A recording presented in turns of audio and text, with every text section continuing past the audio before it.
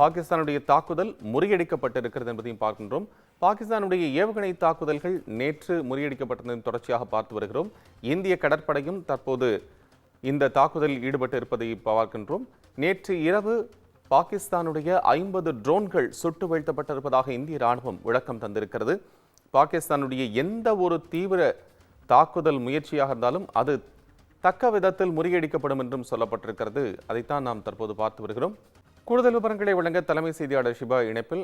ஷிபா, இப்போ அந்த இரவு முழுவதும் தொடர்ச்சியான தாக்குதல்கள் நடந்துவிட்டு வருது.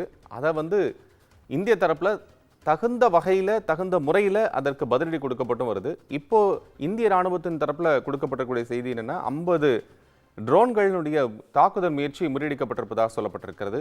என்ன அதனுடைய முழுமையான விவரங்களை தருவ நம்முடைய இணைப்பில் தலைமை செய்தியாளர் ஷிவா, இப்போ இந்த பாகிஸ்தானுடைய தாக்குதல் முயற்சி முறியடிக்கப்பட்டிருப்பதான் பார்க்குறோம். தொடர்ச்சியாக இரவு முழுவதும் அந்த தாக்குதல் முயற்சி பாகிஸ்தான் தரப்புல இருக்கு. அதற்கு இந்திய ராணுவம் பதிலடி கொடுத்திருக்கு.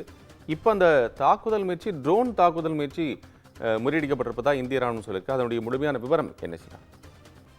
நிச்சயமாக கோபால், இரவு முழுவதும் இந்திய பாகிஸ்தான் எல்லை பகுதிகளில் மிகப்பெரிய ஒரு போர் பதற்றம் நிலை வந்த நிலையில பாகிஸ்தானுடைய ஒவ்வொரு முயற்சிகளும் இந்திய ராணுவத்தின் மூலமாக முறியடிக்கப்பட்டு வந்தன. இந்த நிலையில பாகிஸ்தான் LOC என்று சொல்லக்கூடிய லைன் ஆஃப் கண்ட்ரோல் என்ற அந்த பகுதிகளிலும் அதே போன்று சர்வதேச எல்லை பகுதிகளிலையும் அந்த பகுதி வழியாக ட்ரோன்களை அனுப்பி இந்திய எல்லை பகுதிகள் குறிப்பாக பஞ்சாப், ராஜஸ்தான், குஜராத் உள்ளிட்ட பல்வேறு மாநிலங்கள்ல இருக்கக்கூடிய நேற்று முதல் அமிர்தசரஸ் சௌக்கி தங்களுடைய பார்வையை வைத்திருக்கக்கூடிய பாகிஸ்தான் இந்த ட்ரோன்கள் மூலமாக எதையாவது சாதித்துவிட வேண்டும் என்று எண்ணியிருந்தது. இதன் காரணமாக 50க்கும் மேற்பட்ட ட்ரோன்களை பாகிஸ்தான் மிகுந்த ஒரு எதிர்பார்ப்போடு அனுப்பியிருந்தது. ஆனால் அந்த எதிர்பார்ப்புகள் நொடிப்பொழுதில் தவிடுபடியாகி இருக்கிறது.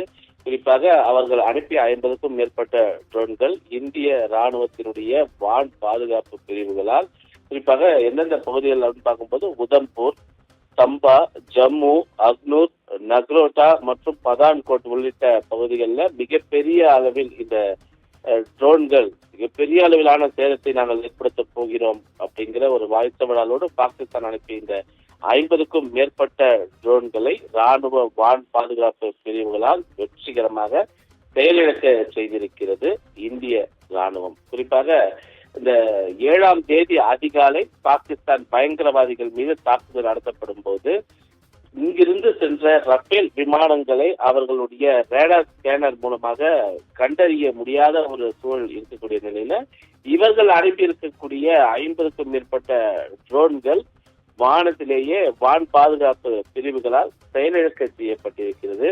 அட்வான்ஸ் டெக்னாலஜி எல்லாம் இந்தியாவிடம் இருக்கக்கூடிய நிலையில இவர்கள் தற்போது வரை குழந்தை விளையாட்டாகவே பாகிஸ்தான் இதனை விளையாடி வருகிறது.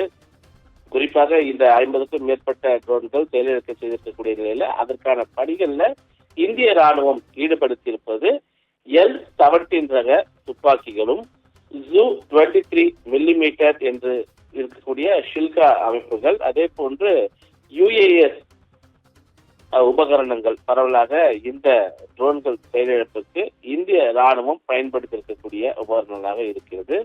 இது சாதாரண ஒரு எக்யூப்டு இயந்திரங்களை வைத்து இந்த ட்ரோன்களை எல்லாம் இந்திய ராணுவம் செயலிழக்க செய்திருக்கக்கூடிய நிலையில இதை விட 1000 மடங்கு அட்வான்ஸ் டெக்னாலஜி கொண்ட பல்வேறு எக்யூப்டு இயந்திரங்கள் எல்லாம் மிசைல்ஸ், அதே போன்ற போர் விமானங்கள் போன்றவை தொடர்ந்து இந்தியாவுக்கு இருக்கக்கூடிய நிலையில இந்தியா தன்னுடைய முழு பலத்தை காட்டக்கூடாது என்று எண்ணி இருக்கிறது. ஆனால் பாகிஸ்தான் பயங்கரவாதிகளுடன் சேர்ந்து இந்தியாவை ஏதேனும் செய்துவிட வேண்டும் என்று இன்று நேற்று அல்ல 1947 முதல் இந்த ஒரு யூகத்தை, இந்த ஒரு கணிப்பை, இந்த ஒரு எண்ணத்தை அவர்கள் விதைத்திருக்கிறார்கள். ஒவ்வொரு முறையும் அவர்களுக்கு தோல்வி மிஞ்சக்கூடிய நிலையில இந்த 50க்கும் மேற்பட்ட ட்ரோன்களை இந்திய ராணுவம் செயலிழக்க செய்திருப்பது தற்போதைய ஒரு அண்மை செய்தியாக பார்க்கப்படுகின்றது. கோபால், நன்றி ஷிவா. அண்மை விவரங்களுக்கு நன்றி.